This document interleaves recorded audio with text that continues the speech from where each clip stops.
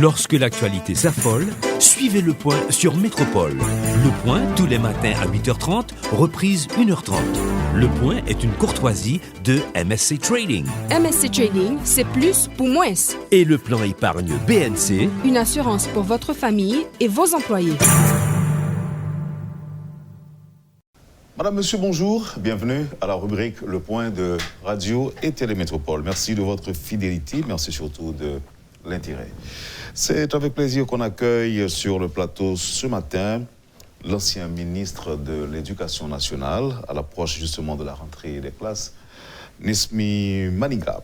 Alors, je voudrais voir avec lui d'entrée du jeu s'il participe en sa qualité d'ancien ministre ou en sa qualité de président du comité de gouvernance et d'éthique, Partenariat mondial pour l'éducation.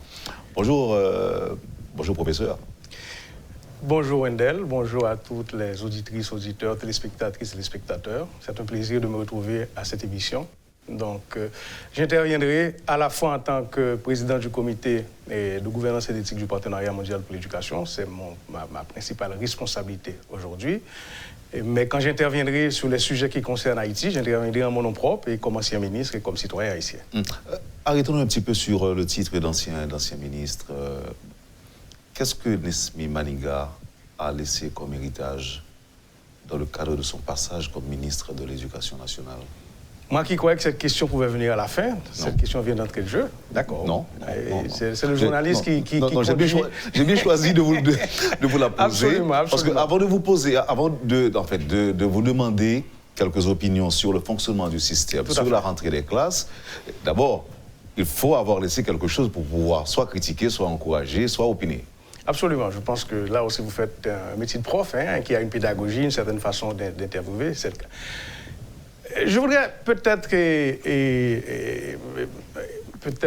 dire d'entrée de jeu que allons commencer par le niveau gouvernance. Ensuite, on s'arrêtera aux réformes qui concernent les apprentissages comme tels. Et puis, tout ce qui concerne un peu les parents ou la société civile. Je pense que lors de mon passage, j'ai tenu à ce que un de mes proverbes favoris a été toujours de dire que pour qu'un enfant grandisse, il faut tout un village. Et à ce moment-là, il était pour moi critique important de ne pas laisser un ministre ou le ministère et pratiquement sans l'appui, sans l'adhésion, sans l'accompagnement du reste de la société, des syndicats d'enseignants, du secteur privé de l'éducation, du secteur privé des affaires, de l'ensemble de la communauté éducative élargie. Et en ce sens, j'avais tenu en 2015 à laisser au ministère et l'Office national du partenariat en éducation, qui existe encore aujourd'hui. Je profite de cette occasion, de cette tribune, de cette plateforme, pour dire que pour moi, c'est un outil extrêmement critique, important, parce que l'Office national du partenariat en éducation, qui a été voté depuis 2007 et qui a pris 8 ans jusqu'en 2015 avant de voir vraiment le jour, permet un dialogue continu, un dialogue multisectoriel, parce que siège au conseil d'administration de l'ONAP le secteur privé des affaires, le secteur privé de l'éducation. Bien sûr, la préséance revient au ministre de l'Éducation nationale, mais aussi participe le ministre de l'Éducation et le ministre des Finances, le ministre du Plan, les syndicats d'enseignants, la société civile représentée par l'association des parents d'élèves. Donc, je pense que c'était un peu une démarche qui voulait dire à ce moment-là que le ministère, un ministre seul ne peut pas conduire la politique éducative. Je peux regretter qu'aujourd'hui, qu'on n'ait pas renouvelé le mandat du conseil d'administration. Il existe toujours la direction, le directeur général est toujours en poste, mais le mandat des membres qui forment le conseil d'administration est arrivé à échéance il y a 1 an. J'attire l'attention du ministre actuel, du ministre à venir, sur la nécessité, effectivement, de renouveler le mandat du conseil d'administration. Qu'est-ce que j'ai laissé encore en termes de gouvernance? Je pourrais citer le cas de l'inspection générale de l'administration de l'éducation et de la formation. C'est une inspection qui n'est pas l'inspection des écoles, c'est un peu calqué sur le modèle européen, le modèle français, où il y a un ensemble de cadres, des vétérans du système, ou des professionnels qui ne sont pas nécessairement de l'éducation et qui sont là pour réfléchir et qui ont le recul sur l'ensemble des politiques publiques éducatives qui sont mises en place et qui peuvent à tout moment, sur demande du ministre ou sur demande de l'ENAP, produire des dossiers, des documents. Donc ces deux instances existent. Naturellement, je voudrais bien voir qu'il y ait davantage de résultats. Je pense que c'est critique pour moi. Maintenant, en termes de réforme des apprentissages, qu'est-ce qu'il reste? Je tiens beaucoup à rappeler que il est plus important pour Haïti aujourd'hui de mettre le focus sur ce que j'appelle la fondation du système, que tout le temps de voir la fin du système. Les examens du bac, les examens du secondaire. Je pense que l'important, j'ai laissé dans le système un curriculum sur la petite enfance. Je pense qu'il est important que le pays en fasse sien. Et parce que c'est très important aujourd'hui, nous avons environ 800 000 enfants qui partent de 3 à 5 ans, qui sont inscrits au niveau du préscolaire. Il est extrêmement... Ce n'est pas par hasard que j'avais démarré justement dans mon mandat en éliminant les graduations au niveau du préscolaire. C'était déjà un signal pour dire à la société que c'est critique. Même si ça représente un manque à gagner pour les responsables de l'école. Bon, quand on est responsable, je pense qu'il faut assumer ses responsabilités. C'est critique, c'est important qu'à ce stade, qui est un stade d'éveil. Bon, je sais que vous avez quand même laissé un patrimoine, vous avez laissé quelque chose...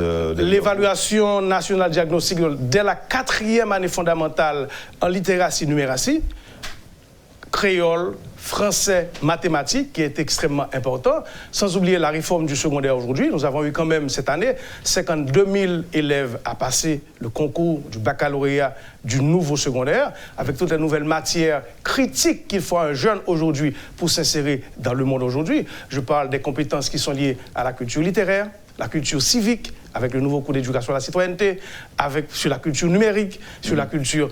Et je pense que c'est très critique, la culture financière.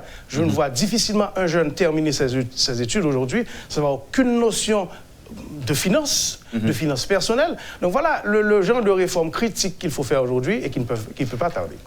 Alors, la raison pour laquelle je vous ai posé cette question, c'est que je me rappelle quand j'étais petit, il y a plus de 30 ans par exemple, le ministre Bernard avait introduit le créole dans l'éducation et plus de 30 ans après, on continue à en parler.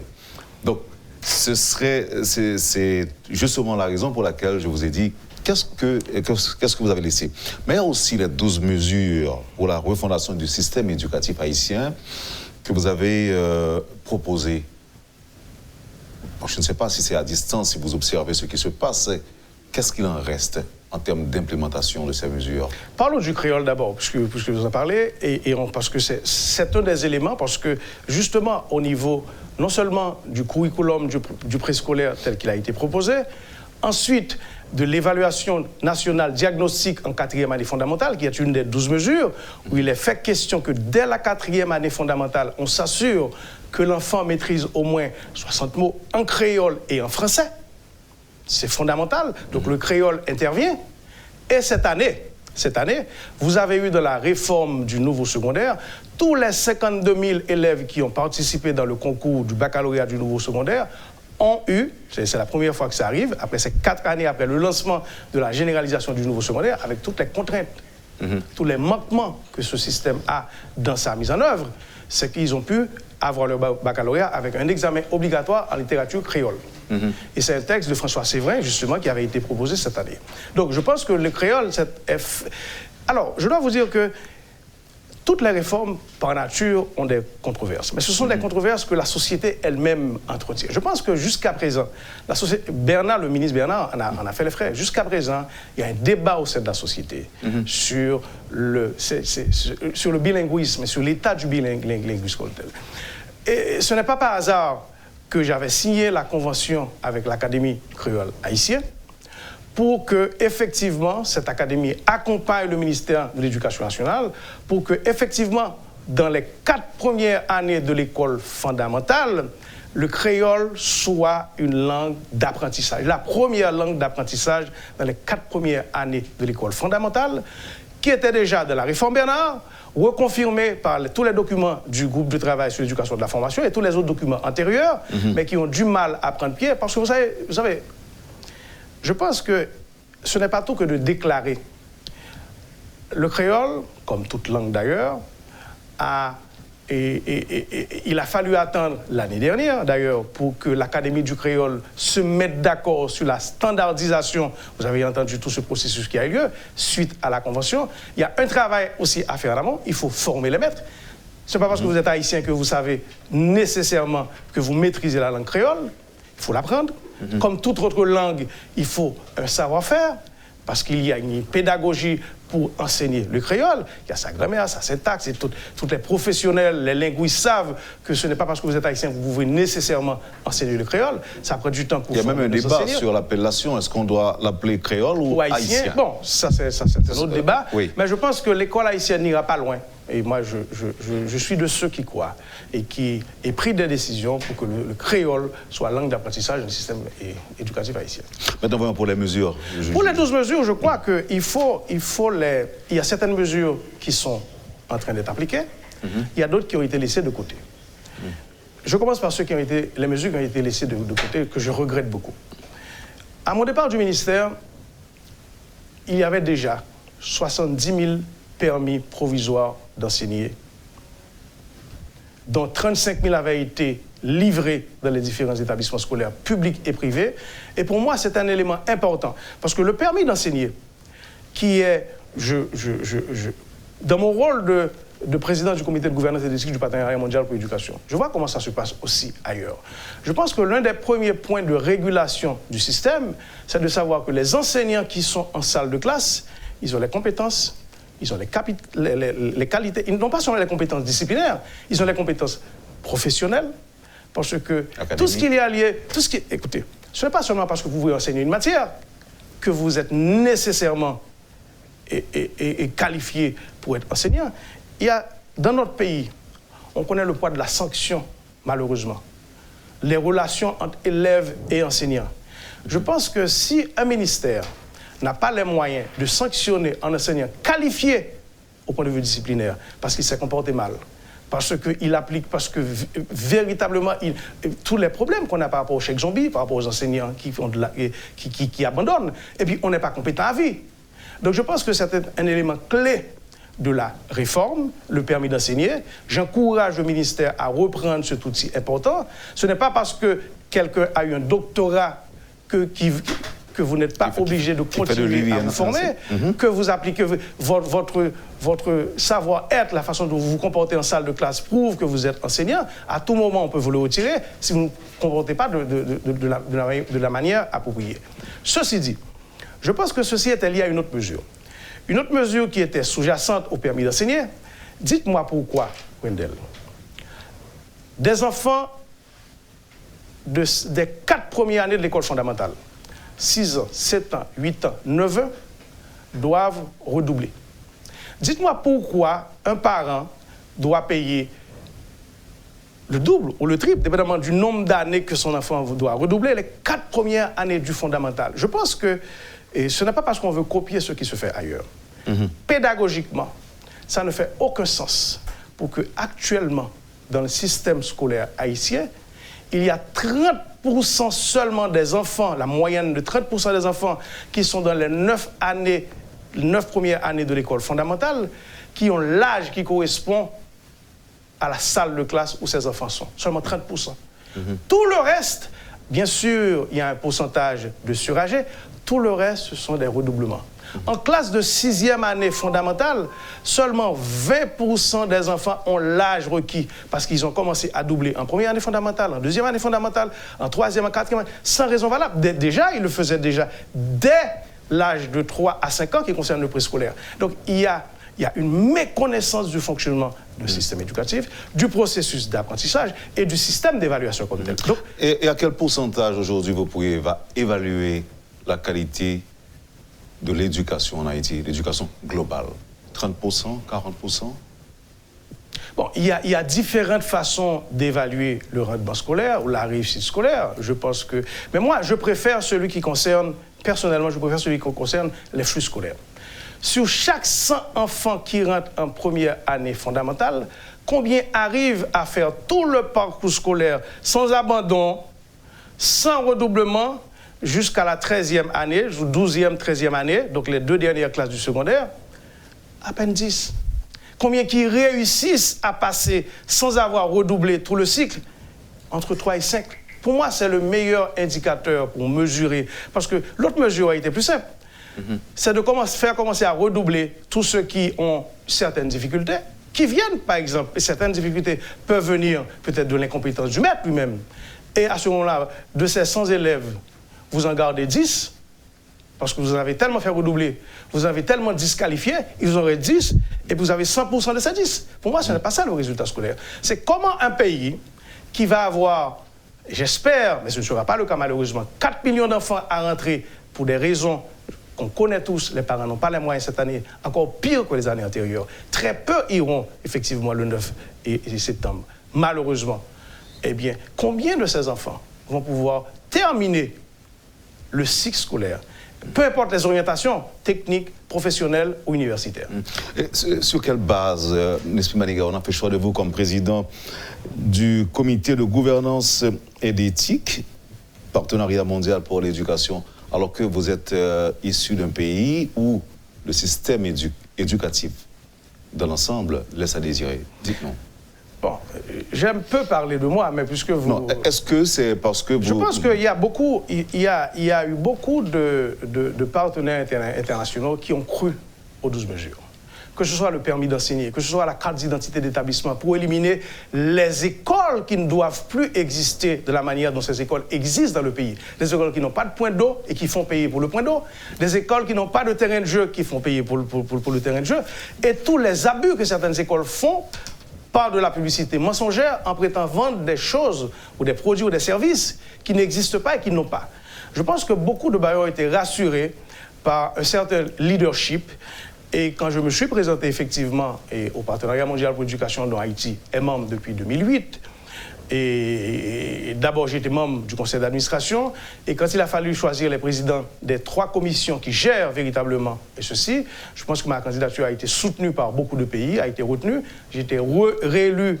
Oui, mais est-ce qu'ils vous ont dit pourquoi? Est-ce que c'est parce que l'éducation en Haïti... Ça n'a rien à voir. Bien sûr, votre parcours personnel, professionnel et votre réussite ou votre parcours dans un système éducatif quelconque. Je n'ai pas été que ministre d'éducation en Haïti, j'ai travaillé pendant 4 ans en Afrique, j'ai travaillé en Amérique latine et Caraïbes.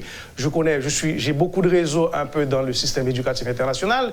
Ils m'ont vu évoluer et tous les chantiers que j'ai ouverts, même si beaucoup n'ont pas été complétés au niveau du système éducatif, on avait attiré une grande attente par rapport aux différentes réformes. Et je pense que ceci a joué en ma faveur. J'ai été réélu récemment. Et je fais aussi partie du comité, du groupe ministériel en tant qu'ancien ministre, plus président de ce comité. Et d'ailleurs, nous aurons une grosse réunion avec le président et Macky Sall, et très prochainement. Et à la suite, et en marge de l'Assemblée générale des Nations Unies qui aura lieu au mois de septembre, où nous aurons une espèce de plateforme de rencontre.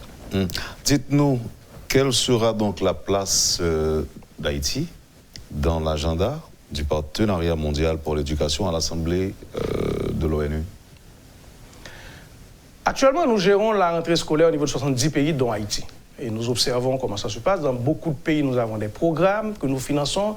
Dans d'autres pays, comme Haïti, nous sommes en attente de nouveaux programmes à financer. Et effectivement, Haïti, depuis 2016 d'ailleurs, après mon départ, a fait le choix de ne pas réactualiser le plan opérationnel 2010-2015 qui existait, qui était de préférence ce que je pensais qui était la bonne attitude. Haïti a préféré se lancer dans une autre stratégie que je respecte et qui est la rédaction de plans décennal d'éducation. Lequel plan tarde jusqu'aujourd'hui à être finalisé depuis 2006, on est en 2019, et éventuellement, le Partenariat mondial pour l'éducation, son point de départ, c'est quand les pays disposent d'un plan sectoriel d'éducation à jour, validé non seulement par les grandes autorités, mais aussi par la société civile, et qui donne lieu à un programme que nous finançons. Donc nous encourageons Haïti et d'autres pays qui ne sont pas encore à ce stade à finaliser leur plan sectoriel, qui ouvrira la voie à certains financements. Naturellement, il y a des appuis qui continuent entre-temps, Et ceci dit, je pense que nous avons un agenda super chargé, d'autant plus que nous avons d'autres pays qui ont des difficultés particulières. Je pense à la bande de Gaza, je pense à Syrie en particulier, qui ont des défis géopolitiques pour avoir certains financements. Mais des pays un peu plus faciles comme Haïti, ou d'autres pays qui sont en situation un peu compliquée, le Yémen, par rapport à la guerre civile, le Soudan. Plus facile. À quel niveau? En termes d'attaque terroriste ou quoi? Ou bien catastrophe? Non, je veux dire que Haïti a un président élu aujourd'hui. Haïti a un parlement qui fonctionne. Bien sûr, on connaît toutes la Chambre des députés qui s'en va en janvier. Et un tiers ou deux tiers du Sénat qui ira aussi. Il y a des soucis de renouvellement des institutions démocratiques. Mais il y a d'autres pays qui sont dans des situations un peu plus compliquées, avec des territoires énormes à gérer, où il y a des conflits, où il y a des déplacés de guerre, où il y a des réfugiés climatiques, économiques. Non, je voulais justement comprendre. Absolument. Mais vous pouvez continuer. Oui, non, je veux dire que Haïti a un devoir de maison à finaliser, absolument. Nous espérons que ce sera le cas. Et à partir de là, l'agenda au siège des Nations Unies à cette conférence sera de rappeler à l'attention du monde que les financements globaux pour l'éducation baissent. Deuxièmement, nous n'allons pas atteindre les objectifs, les ODD 4 du millénaire, parce que ce n'est pas seulement que de financer l'éducation. La plupart de ces financements et de ces subventions passent par trop d'intermédiaires et n'arrivent pas dans les salles de classe. Les subventions que donnent les États en cantine scolaire, en uniforme, en manuel scolaire, à cause de la chaîne d'intermédiaires, arrivent difficilement à trouver les parents qui en ont les plus besoin, arrivent difficilement à trouver les parents, et les financements arrivent très peu dans les salles de classe, ils arrivent très peu à impacter les apprentissages. Donc nous avons raté probablement le coche des ODD 4 en 2030. C'est l'occasion, puisqu'il y a beaucoup de chefs d'État présents, nous serons présents à encore faire les plaidoyers. Nous sommes très rassurés par le fait que nous étions présents et à la réunion du G7 aussi, où le président Macron a rappelé effectivement son intérêt dans le travail du partenariat mondial pour l'éducation, mais il reste beaucoup à faire. Parce qu'il y a beaucoup, ce que je dois dire, il y a beaucoup d'autres compétitions sur le climat, sur la migration. Les États ont tellement de sujets pressants à travers le monde aujourd'hui qu'ils ont tendance à ne pas voir l'éducation comme un thème prioritaire. Voyons maintenant la rentrée scolaire lundi prochain. Est-ce que les parents sont prêts? Est-ce que les parents ont été toujours prêts? Et seront-ils prêts à l'avenir, dans 10 ans, dans 15 ans? Je parle des parents haïtiens. Non, les parents ne sont pas prêts. Et ils ne seront jamais L'État n'est pas prêt. Le gouvernement n'est pas prêt et les parents ne sont pas prêts. Déjà, commençons par expliquer une chose. Le système éducatif haïtien, parents et État confondus, disposerait de moins de $250 en moyenne par élève pour la scolarisation pendant 9 mois. La moyenne régionale, je parle de Cuba, je parle de la République dominicaine, je parle de Trinidad, je parle de la Jamaïque, tourne entre $1 500 et $2 000 dont disposerait le pays, contribution de l'État, contribution des parents pour financer, pour scolariser un enfant qui doit avoir toutes les compétences dont on vient de signaler. Les compétences linéaires, les compétences scientifiques, les compétences numériques, les compétences financières, tout ce qu'un jeune doit disposer aujourd'hui pour que l'éducation ne soit pas uniquement quelque chose qui soit fait au rabais. Dans le cas d'Haïti, il faut dire que l'État, dans ces $200 dont on disposerait en moyenne par enfant, $200-250, l'État ne met que 30%. Quand on dit 30%, on est en train de dire effectivement uniquement $70. En 70 et $90 dont disposerait l'État s'il devait financer les 4 millions d'enfants qui rentrent à scolaire. Pourquoi? Qui rentrent à l'école. L'État dispose comme budget pour le ministère de l'Éducation nationale que de $300 millions américains. Et si les parents et les autres apports de la communauté internationale et des ONG qui passent en partie à travers l'État et quelque part certaines subventions aux parents, ça ferait, la contribution parentale tournerait autour de 700 millions, ce qui veut dire que l'État disposerait d'environ 1 milliard, grosso modo, pour financer ceci. On parle... Le pays. Maintenant, le gouvernement à travers ces 300 millions de dollars qui est le budget du ministère de l'Éducation nationale, ce budget, Wendell, c'est l'équivalent de la subvention qu'on gaspille à donner à l'EDH, les 300 millions de dollars américains. Le même budget de subvention qu'on donne à l'EDH est le même budget pour le ministère de l'Éducation nationale. C'est 300 millions de dollars qui arrivent très peu dans les salles de classe et qui arrivent très peu, dont la subvention arrive très peu dans les groupes véritablement ciblés et qui en ont besoin. Cette semaine, Nesmi Maniga, on n'arrêtait pas de parler de violation systématique de la Constitution par l'État lui-même. Qu'est-ce qui... Enfin, puisque dans la Constitution, il est dit qu'on doit avoir droit à l'éducation. C'est garanti par la Constitution de 87, amendée ou pas. Qu'est-ce qui empêche, ou encore pourquoi l'État n'a pas réussi à faire respecter ce droit-là de chaque citoyen? Deux raisons. Déjà, il faut voir l'assiette globale de quoi dispose l'État. Ensuite, il faut voir les priorités de l'État. Commençons par l'assiette globale de l'État. Le budget de l'État haïtien, globalement, ne dépasse pas 2 milliards de dollars américains, incluant les différents apports internationaux qui, dans la plupart du temps, ne viendront pas. Pour différentes raisons. Parce que les États internationaux, dans beaucoup de cas, ne remplissent pas, ne font pas ce qu'ils devraient, parce qu'ils ont d'autres agendas, ou que l'État haïtien n'est pas en mesure de présenter les documents comme il faut pour que les financements arrivent. Dans les deux cas, les 2 milliards de budget pour les 11 millions d'habitants, très souvent, on termine l'année avec des dépenses effectives qui dépassent rarement 1,5 milliard de dollars. Quelle était l'enveloppe allouée à l'éducation quand vous étiez ministre? Ça tournait autour de 23% du budget. Alors, il y a le ministère de l'Éducation plus toutes les autres dépenses publiques liées à l'éducation, parce qu'il y a le ministère de l'Agriculture qui a ses 10 écoles professionnelles, il y a le ministère du Tourisme qui a ses centres de formation professionnelle, il y a d'autres instances de l'État, l'Université d'État d'Haïti. Quand on met l'ensemble de ces dépenses publiques d'éducation, au total, quand j'étais ministre en 2015, ça faisait 23% du budget.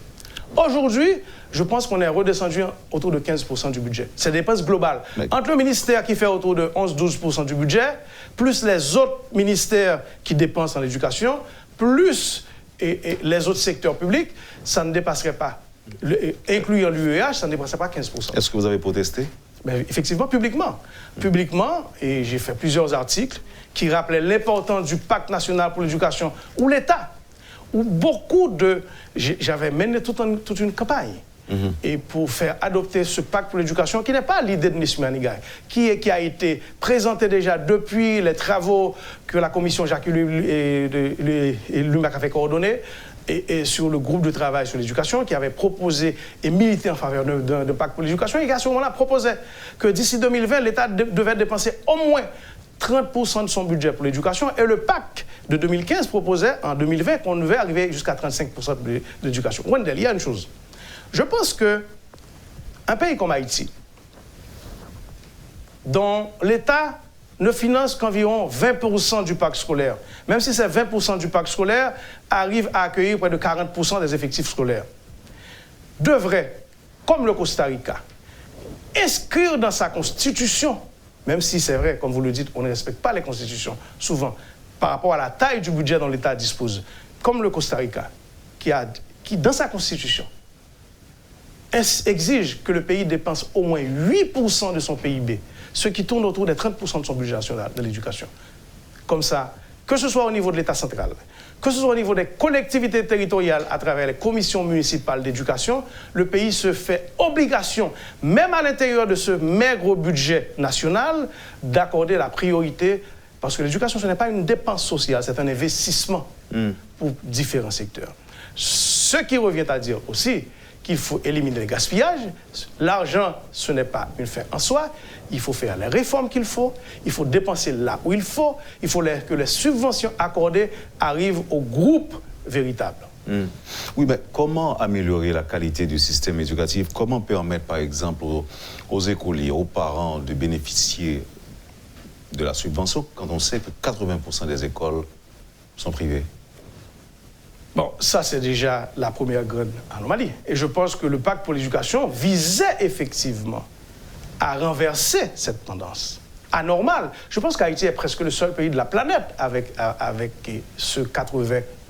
Et le pacte de l'éducation avait fait un choix, effectivement, de financer davantage les écoles publiques. Vous savez pourquoi, quand j'avais accepté le poste de ministre de l'Éducation, une des premières, je ne dis pas conditions, mais c'était presque le cas de discussion que j'avais eue avec les autorités, c'était de dire le PSUGO, qui est une subvention aveugle à la fois et aux écoles publiques et aux écoles privées, faisons de telle sorte que toute cette subvention aille uniquement aux écoles publiques. Bien sûr, les écoles privées qui avaient commencé à bénéficier pouvaient continuer jusqu'à la fin de la période où les enfants subventionnés terminaient leur cycle fondamental. Cependant, d'ailleurs, dans les 12 mesures, la mesure 7 disait on arrête la subvention de l'État aux écoles privées. Alors, je ne suis pas anti-privé, mais je pense que par rapport au peu ministre, le PSUGO s'est arrêté pour les nouvelles écoles. Il n'y a plus de nouvelles inscriptions d'écoles au niveau de la subvention. Tout c'est, et d'ailleurs, je crois que c'est le choix du FNE qui continue, de reporter davantage le peu de financement qu'on a aux écoles publiques. Et ce n'est pas un sujet où les bailleurs ont toujours été d'accord avec moi. Je me suis battu avec l'ensemble de la communauté internationale. Et je comprends pourquoi ailleurs, puisque un enfant n'est ni public ni privé, il faut financer l'enfant. Le parent n'est ni public ni privé en attendant que l'État dispose d'écoles à travers le territoire où un enfant doit marcher 6 heures, dans certains cas, pour aller recevoir 5 heures d'enseignement. C'est un peu la norme en milieu rural. Donc tout ce qui est école est par définition bien public, service public donné par un privé. Je comprends ceci. Mais il y a un effort à faire de la part de l'État pour renverser la tendance et arriver au moins à un socle minimal où 50% du bâti scolaire reçoit les enfants de le public. Vous avez dit, quand vous étiez ministre, n'avoir pas le contrôle du programme PSUGO. Non, c'est pas ce que j'ai dit. J'ai dit que c'était important que les subventions s'arrêtent au niveau des écoles privées pour lesquelles, effectivement, l'État avait très peu de contrôle. Vous avez suivi les nouvelles. Je suis venu ici même pour vous dire que j'avais fermé, on avait fait des audits menés par l'ULCC, menés par d'autres instances de l'État. On a dû fermer dans l'Artibonite près de 300 écoles. Dans l'Ouest, on avait fermé presque autant. Ces écoles valises, ces écoles qui n'existaient que de nom. C'est très clair que j'avais fait plusieurs sorties, plusieurs interventions pour dire... Non, mais c'est sûr que vous n'avez pas le contrôle. Si ces écoles n'existaient que de nom, Nespi Maniga... Il y a deux choses. Ne pas avoir le contrôle et décider de prendre le contrôle. C'est évident que dans les listes, il y avait des listes où certaines écoles n'existaient que de nom. Oui, le ministère avait très peu de contrôle sur l'ensemble du dispositif. Les mesures qui étaient prises étaient dans le sens du renforcement de la gouvernance. 1, fermer ces écoles. Arrêter les subventions pour des écoles qui n'avaient ni point d'eau, ni cours de récréation, qui étaient à la limite dans des lits de rivière. Je pense que c'est le cas. Malheureusement, je pense que l'État doit commencer par donner l'exemple. Vous avez mené des enquêtes sur l'existence de ces écoles? Mais absolument. On a sorti une carte scolaire. Est-il vrai que vous avez trouvé des parlementaires qui avaient des écoles aussi, en fait, qui auraient des écoles également? Oui. Dans leur valise. Absolument. Ils étaient nombreux, ces parlementaires? Je ne vais... Écoutez... Non. Non, nombreux, ça... On va pas faire de personnalité, certes. Nombreux, je ne saurais le dire. Je pense qu'il y a eu beaucoup d'élus. Ce n'est pas la première fois que je le dis, ce n'est pas une nouvelle. Ce n'est pas breaking news. C'est vrai, des élus ont abusé de ces subventions. C'est vrai qu'il y a eu beaucoup de gens de la société civile, même au sein du ministère, qui ont abusé de ces subventions. Et quand j'avais fait sortir, effectivement, il y a un rapport qui existe. Il y a un rapport de presque 9000 pages qui ont été remis à la presse, où il existe nom de l'ensemble de ces écoles, par département, par commune, avec les montants reçus de 2011 à 2015 de la subvention. Et pourquoi j'avais fait sortir cette liste? C'était le premier rapport du genre, d'ailleurs, de presque de 9000 pages, parce qu'à ce moment-là, les gens dans leur commune peuvent dire cette école qui a reçu tant de la BNC de 2011 à 2015 par tranche, avec la date de la tranche, avec le nom du directeur, cette école a arrêté de fonctionner ou ne fonctionne pas ou appartient à un tel. À ce moment-là, c'est à la société civile aussi de dire, effectivement, c'est un rapport qui existe sur le net. J'ai attiré l'attention du ministère de l'Éducation nationale pour dire que depuis quelques mois, je constate que le site n'est plus en fonctionnement. Je pense qu'il devrait remettre ce site en fonctionnement parce que ce site est un outil important. Ce rapport est disponible sur ce site, sans compter beaucoup d'autres outils importants qui sont disponibles sur le site, dont le programme du nouveau secondaire, ainsi de suite, qui sont vitaux parce que, je le redis, il ne faut pas laisser le ministère de l'Éducation nationale tout seul. Je pense que l'ONAP, le fait de dire à la société de s'impliquer aussi, aux parents d'être plus actifs dans la gestion, dans la veille du système éducatif, c'est quelque chose qui est important. L'école est trop importante pour la laisser au ministre, au ministère. Je ne parle pas de mon ami Agénor, je parle de quelconque ministre, peu importe le ministre. Merci Nespi Maniga. Je rappelle que vous êtes ancien ministre de l'Éducation nationale et de la formation professionnelle et vous participez à cette émission à ce titre-là et aussi en tant que président du comité de gouvernance et d'éthique Partenariat mondial pour l'éducation. C'est le temps de la pause, on revient tout de suite après. Le point est une courtoisie de MSC Trading MSC Trading, c'est plus pour moins. et la BNC. Le plan épargne BNC, une assurance pour votre famille et vos employés. Merci, Madame, Monsieur, de votre patience. Merci surtout de l'intérêt. Le président du comité de gouvernance et d'éthique, Partenariat mondial pour l'éducation, Nespi Maniga, est notre invité ce matin. Point besoin de vous dire que la question pleuvent, question du public de métropole. Qu'en est-il de l'implémentation du plan national d'éducation et de formation qui avait été élaboré il y a de cela bien des années? Je pense que le ministère de l'Éducation nationale, effectivement, a toujours eu le souci, depuis la réforme Bernard, à travers l'Institut pédagogique national IPN. Ensuite, effectivement, vous parlez du PNEF, et les états généraux qui ont été initiés déjà en 1994.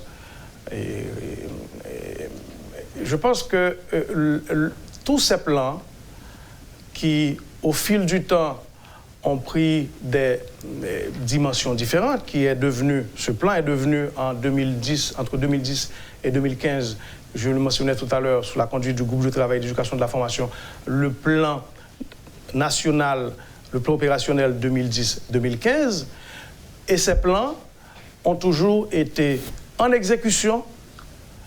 Par contre, un plan est exécuté quand il y a le financement qui va avec, quand il y a les ressources humaines qui vont avec, et tout le reste. Donc, lequel plan avait ces différents axes en termes d'accès, en termes de pilotage, en termes de qualité de l'éducation, c'était les principaux chapeaux, les grands axes, et le relais a été pris par le plan opérationnel 2010-2015, justement, j'en parlais, et actuellement, il y a un relais qui serait le plan décennal 2009-2019. À l'intérieur de l'ensemble de ces plans, les défis restent les mêmes sur la gouvernance du système.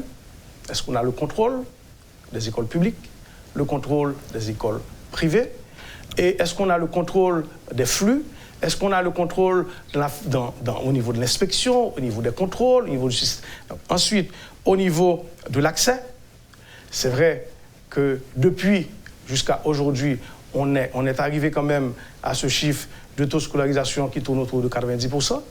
Mais quels sont les contenus? Parce que la scolarisation ne veut pas dire apprentissage, on le sait. Et les défis restent aujourd'hui encore présents. Il y a eu quelques progrès qui ont été réalisés, on peut le dire, en termes de taux de scolarisation. Je pense qu'actuellement, on peut dire que 60% d'enfants fréquentent le préscolaire, de ce groupe d'âge de 3 à 5 ans, même si c'est vrai, il y a une anomalie parce que beaucoup sont surâgés. Je pense qu'on ne devrait pas laisser, et c'est là une question d'éducation aussi qu'on doit faire aux parents. Un enfant qui a 5 ans accomplis devrait automatiquement passer à l'école fondamentale. Ce n'est pas parce qu'il n'a pas encore démarré l'école qu'il devrait commencer par le préscolaire. Je pense qu'il faut... Et là, ce sont des mesures qui étaient à l'intérieur du paquet des 12 mesures. Une fois c'est accompli, même si vous n'avez pas suivi le cycle les années du préscolaire, vous devriez normalement passer à l'école fondamentale à partir de 6 ans. Donc, il y a beaucoup d'autres éléments qui restent en discussion parce que la société elle-même est en discussion sur la question, sur le statut du bilinguisme, qui pratiquement a traversé l'ensemble des plans et des différentes réformes, sur le secondaire aussi. Et je dois dire que finalement, on a abouti, j'ai un peu bousculé le système pour qu'en 2015, on prenne la décision de généraliser le nouveau secondaire avec tous les manquements et tout ce qui doit être fait pour compléter et surtout améliorer le système d'évaluation des apprentissages de ce nouveau secondaire. Je rappelle que cette année, 52 000 élèves ont pu passer ce nouveau baccalauréat avec ces nouvelles matières et que dans 1 an, 2 ans, on n'entendra plus parler de Rito-Philo, cette ancienne école coloniale française. Ça aura totalement disparu. Il y a eu des progrès, très faiblement, trop faiblement, et je pense qu'il y a beaucoup de points qui ont dû être exécutés. Je pense que l'accompagnement du permis d'enseigner, s'il était fait, pour moi, le ministère aurait dû déjà passer au passage automatique de la première année à la 4e année fondamentale. Si on s'assure que les enseignants qui sont en salle de classe ont le minimum, ou sont ceux qui devraient être en salle de classe, il n'y a aucune raison de continuer de la première année à la 4e année fondamentale avec cette notion de redoublement. Je pense que c'est un coût, c'est trop peu de financement, il y a trop peu d'enseignants qualifiés et motivés à cause des niveaux des salaires. Revenons au Psugo. Pourquoi, en dépit d'un tel constat, aucune sanction coercitive n'a été prise contre ces propriétaires d'écoles fictives? Il y a eu des sanctions. Moi, personnellement, je sais qu'aujourd'hui encore, il y a deux directeurs d'école qui sont en tôle. Je pense que le ministre Vanner aussi avait pris des mesures, je pense que c'était dans le Nord-Ouest, il avait fait mettre en prison certains directeurs ou dans l'Ouest. Maintenant, pourquoi? Et je pense que le ministère de l'Éducation, souvent, se retrouve à jouer des rôles qui n'est pas le sien, qui ne devrait pas être le sien. Je pense que c'est la mission du ministère de l'Éducation nationale de conduire la mission éducative.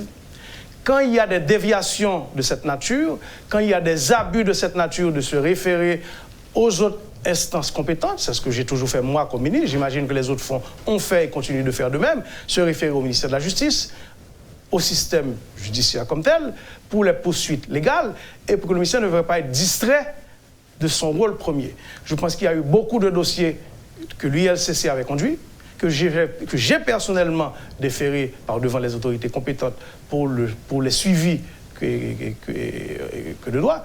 Je pense qu'il revient à la justice de se prononcer sur certains cas, sur beaucoup de cas d'abus qui ont été dûment investigués. Les rapports existent, certains ont été publics, et je pense que le reste, ce n'est pas au ministère. Je verrais très mal le ministère de l'Éducation nationale remplir des rôles qui ne sont pas le sien. Et je vois beaucoup d'autres rôles que malheureusement le ministère est en train de jouer, y compris quand j'étais ministre, qui n'est vraiment pas celui du sien. Pourquoi vous avez adressé une lettre de demande d'appui à l'UNESCO pour le nouveau plan au lieu d'actualiser le plan 2010-2015? Je n'ai pas compris cette question. Vous avez adressé une lettre de demande d'appui à l'UNESCO pour le nouveau plan au lieu d'actualiser celui de 2010-2015. Je pense que l'auditeur n'a pas tout à fait bien compris.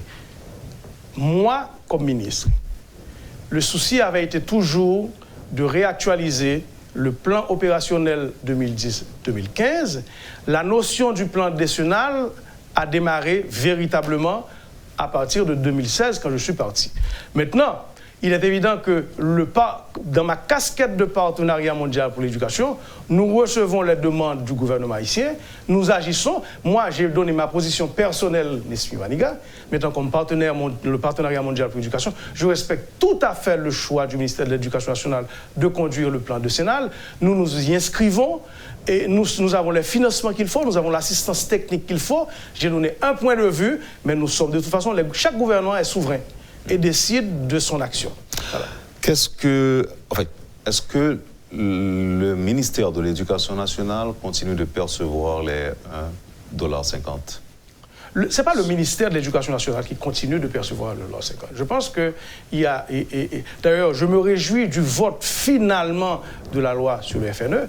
Je me suis beaucoup battu comme ministre. J'ai été plusieurs fois au Parlement pour insister sur l'urgence et l'importance du vote de cette loi. Finalement, heureusement, cette loi existe, qui devrait permettre effectivement d'avoir un regard pluriel, parce que au sein de ce conseil participent, un peu comme l'ONAPE, différents groupes qui ont regard sur la gestion de ce fonds. Vous avez des points de collecte du loi 50, que sont les compagnies téléphoniques, le Conatel, les transferts à travers le BNH, à travers la BAH et le ministère des Finances, jusqu'à ce que ça alimente le budget du ministère de l'Éducation nationale.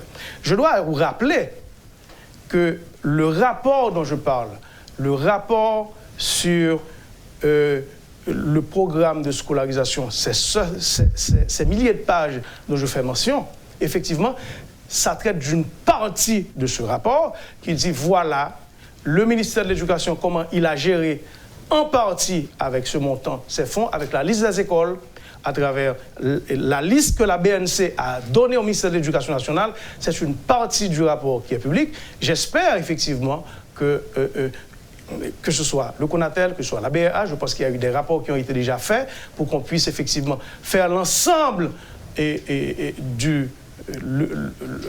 parcours de l'ensemble de la collecte qui a été fait dès le départ de ce financement, qui pour moi est une excellente idée, exécutée un peu avec une administration publique qui n'a pas nécessairement tout le temps toutes les compétences pour mettre en œuvre les bonnes idées et qui méritent d'être renforcées et qui a eu, comme je l'ai souligné comme ministre et que je continue à le souligner aujourd'hui, beaucoup de gaspillage et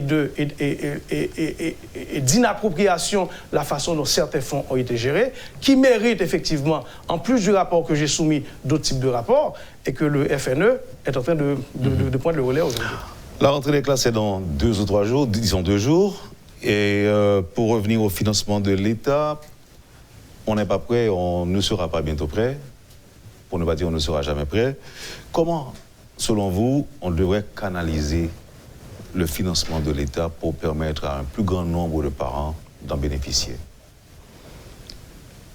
Excellente question, et ceux qui me connaissent, ceux qui m'ont côtoyé, ceux qui ont été dans mon cabinet ministériel, certains ministres, en conseil des ministres ou en conseil de gouvernement, et connaissent un peu ma position par rapport à là-dessus. Moi, je suis de ceux qui croient qu'un ministère comme l'Éducation nationale ne devrait pas être distrait par beaucoup de tâches ou de missions qui ne devraient pas être. Et je n'ai jamais poussé, par exemple, pour que le ministère de l'Éducation nationale construise des écoles. Je n'ai jamais poussé pour que le ministère de l'Éducation nationale gère des subventions. Je suis de ceux qui croient qu'un ministère comme celui de l'Éducation nationale, après je reviendrai sur la question de l'État, devrait se concentrer principalement sur sa mission éducative, qui implique d'autres missions accessoires. Mais tout ce qui concerne les subventions, subventions de kits scolaires, subventions de manuels scolaires, subventions de cantines scolaires en particulier. D'uniforme. Toute l'ingénierie financière, l'ingénierie sociale de cette partie devrait être confiée à soit le ministère des Affaires sociales, et c'est la première fois que je le dis, qui est beaucoup plus spécialisé, naturellement, avec un pays qui a une politique sociale, qui a des enquêtes de pauvreté où on cible réellement nom-prénom de ceux qui ont les niveaux de revenus les plus faibles et qui vont bénéficier de l'assistance directe de l'État à travers des instances qui sont spécialisées, qui ont des bases de données et qui ont des bases de données super sophistiquées pour savoir qui, à quel moment, a commencé à travailler et qui ne mérite plus tel niveau de subvention. Je pense que, et dans ce cas, une subvention comme celui d'un manuel scolaire devrait aller directement aux parents. Mais comment? Quel mécanisme? Un parent qui a une carte d'assistance parce qu'il a tel niveau de revenu. Je pense que ce n'est pas... Et une fois qu'il a sa carte, avec l'assistance qu'il reçoit d'un État qui a les moyens de donner à un parent, il va, en fonction de ce qu'il dispose et des livres qu'il doit avoir, va pouvoir effectivement aller là chez l'éditeur qu'il souhaite et avoir le livre qu'il souhaite. Moi, je pense qu'il est temps de... Vous savez, j'avais mené plusieurs combats et c'était difficile de mener plusieurs combats en même temps. Je me suis concentré les premières années sur ce que je croyais être les gaspillages aux examens officiels. Je me suis concentré sur ce que je croyais qu'étaient les gaspillages. Il y avait une meilleure façon de faire que plus de parents dépensent moins en termes d'uniforme scolaire. L'idée de l'uniforme unique, c'était effectivement ceci. Je pense que c'est la même chose pour les manuels scolaires. Et je pense qu'il y a deux idées. Un, c'est que j'ai beaucoup parlé du premier cycle fondamental. Et il y a un dossier qui était en cours et que j'invite le ministère à poursuivre, qui était déjà en cours depuis le GTEF, qui est l'idée du livre unique pour les 4 premières années de l'école fondamentale. C'est-à-dire qu'il y a tellement... On connaît très bien les compétences de base qu'un enfant doit avoir à cet âge, en termes de littératie, numératie. On sait tout ce que l'enfant doit avoir. Et je pense que, ça permet aux parents de ne pas avoir à se casser la tête pour 15 ouvrages, alors qu'on pourrait condenser en 1 ou 2 ouvrages l'idée du livre unique. Ça ferait qu'on dépense moins au niveau des éditeurs, que ça cible davantage uniquement les connaissances et les compétences que l'enfant doit avoir à ce groupe d'âge. Mais deuxièmement, que ça aille à un ministère ou à un organisme spécialisé et non au ministère de l'Éducation nationale. Ensuite, que ça aille directement aux parents. Maintenant, ça demande effectivement qu'il y a du travail qui soit fait à ce niveau. 2 points, et pour terminer, est-ce que Nespi Maniga a été déçu ou est-ce que vous pouvez partager avec nous vos plus grandes déceptions quand vous étiez ministre de l'Éducation nationale? Je pense que j'ai voulu être un ministre qui a pu faire avancer le statut de l'enseignant et la cause des enseignants. Vous savez, mon père, ma mère, heureusement encore vivants, sont 2 retraités du ministère de l'Éducation nationale. J'ai grandi dans une maison où l'école publique et l'éducation nationale ont été les sujets de conversation du matin au soir. Et je me suis senti investi et obligé de faire quelque chose par rapport à ceci. Que ce soit pour le permis d'enseignant, qui n'a pas eu de suivi, parce que le permis d'enseignant participe du statut d'enseignant et permet de mettre en place la grille salariale où on ne paie pas uniquement l'enseignant sur son nombre d'années d'ancienneté, mais aussi par rapport à d'autres critères plus sophistiqués, son niveau de compétence, son niveau de performance. Et il y a eu un projet de grille. Je remercie à cette table Udé Antoine, qui a été directeur de l'OMRH, le ministère des Finances à l'époque qui avait travaillé avec le ministère de l'Éducation nationale, le Parlement, les commissions de finances d'éducation qui avaient travaillé avec le ministère de l'Éducation nationale, et ensuite les syndicats d'enseignants, l'UNO, CNEH et tant d'autres, et on avait pu proposer finalement une grille en décembre 2014, le 29 décembre 2014, une grille de salaire qui pouvait à la fois concerner le public... Là, vous me parlez de satisfaction, de réalisation. Non, ce n'est pas une réalisation. Il n'a pas été mis en œuvre.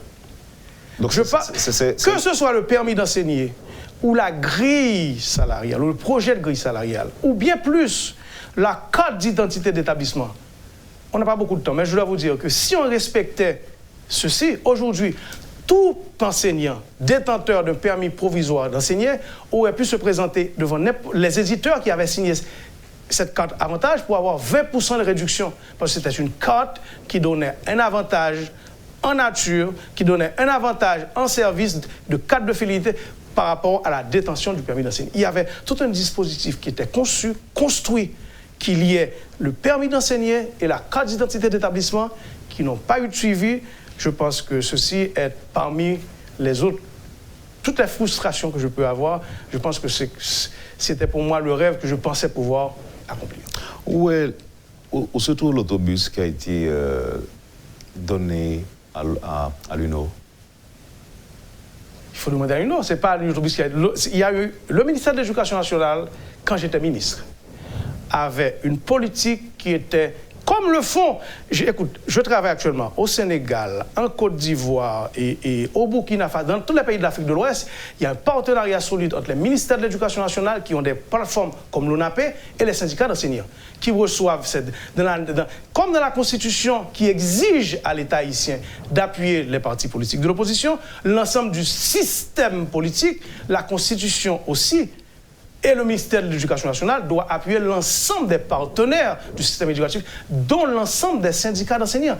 Et quand moi, Nespi Maniga, j'avais effectivement proposé à tous les syndicats d'enseignants comment ils pouvaient se mettre d'accord pour l'octroi de certains autobus, certains avaient accepté, certains hésitaient.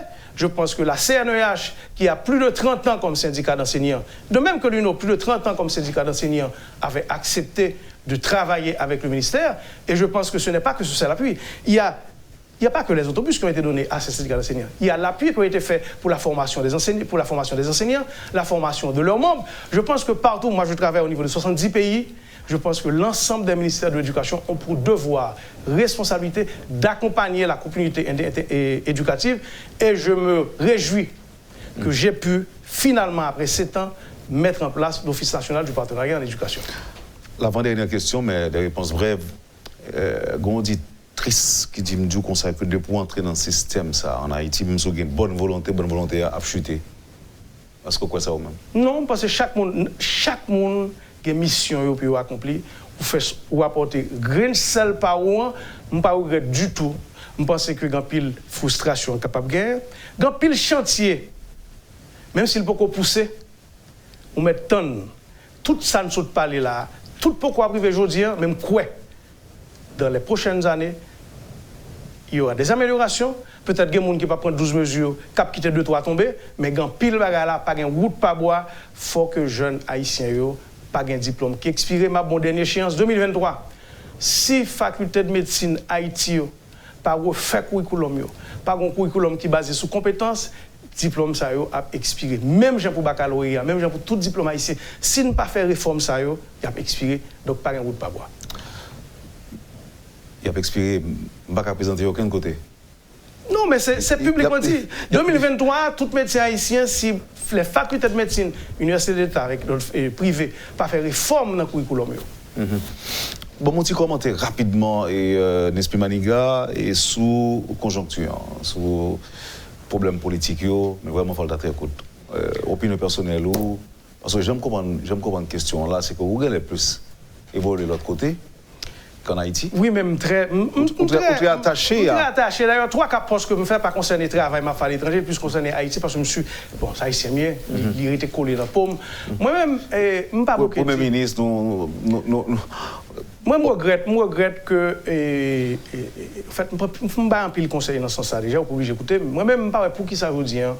On ne paye pas qu'à payer employés, besoin de 18 ministres, 18 cabinets ministériels, pendant que le ministre a un pile pas même capable aujourd'hui de payer arriéré, qu'il a peut-être certains depuis 6 mois, depuis 3 mois, ainsi de suite. Nous avons une situation ministérielle. L'idéal, c'est-à-dire ça?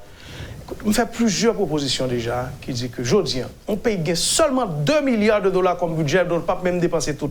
Et 2 milliards, ça m'a dit, collègue moi qui ministre République dominicaine, il y a un budget seulement pour ministère enseignement fondamental la Cali qui dépasse 3 milliards, seulement au ministère. Nous-mêmes, pour tout ministère, pas nous peine si nous avons 2 milliards. Je ne sais pas quoi Haïti capable aujourd'hui. Moi-même, si je suis dans une situation pour nous décider, je suis président de la République, ça personnellement tout. Je pense que un regroupement de synergie capable de faire, recentrer les efforts, une douzaine de ministères clés. Je comprends le ça. Ou plus capable de bien expliquer les difficultés que le pays a gagnées et pour qui ça, dans pile l'autre secteur ou pas capable de continuer à subventionner. Subvention DH, subvention gaz, il faut payer à décider aujourd'hui, effectivement. Qui groupe la subventionner dans le gaz là? Peut-être, moi-même, je me dis publiquement, nous ne pouvons pas subventionner 11 millions de personnes avec gaz, mais il y a des gens qui ont besoin de subvention. Mais peut-être qu'il y a l'autre qui n'a pas besoin de subvention. Quel système nous allons mettre en place pour que la subvention arrive à joindre? Donc là, on a une subvention ciblée. Subvention ciblée. Donc, 18 ministres trop, 12 idéal selon vous-même. 12 convenable ou idéal? Idéal, aujourd'hui, après les lois 56 nous mais aujourd'hui, dans une situation critique, ce n'est pas un état d'urgence. Moi-même, je m'a dit pour me conclure. Je travaille, je visite récemment Yémen, Soudan, Tchad. Mon quoi Haïti, en pile fois, semble pays qui est plus en guerre que le pays Israël. Jean pays a fonctionné. Il plus semble pays la guerre que le pays Israël. Par rapport à une capacité de pays fonctionnaire, une capacité de faire l'école marché, n'a parlé de la saline, n'a parlé de village de Dieu, n'a parlé de gang qui fait le pays. Moi, je pense qu'il faut que nous pas qu'à faire comme si son pays normal. Pas qu'un pile bail cap marché dans le pays. On ne peut pas dire parce qu'on rien pas marché. On peut être nous au sérieux tout. Soyons sérieux, comme disait le professeur Maniga. Merci infiniment, Nesmi. C'est un plaisir de vous avoir avec moi ce matin, à la veille de la rentrée des classes. Merci infiniment. Passez un bon week-end avec Métropole. Vous avez suivi, madame, monsieur, la rubrique Le Point de Radio et Télémétropole. Nesmi Maniga était notre invité ce matin. Merci de l'accueil. Passez une excellente journée avec nous et surtout un bon week-end avec Métropole. Et à lundi prochain. Lorsque l'actualité s'affole, suivez Le Point sur Métropole. Le Point, tous les matins à 8h30, reprise 1h30. Le Point est une courtoisie de MSC Trading. MSC Trading, c'est plus pour moins. Et le plan épargne BNC, Une assurance pour votre famille et vos employés.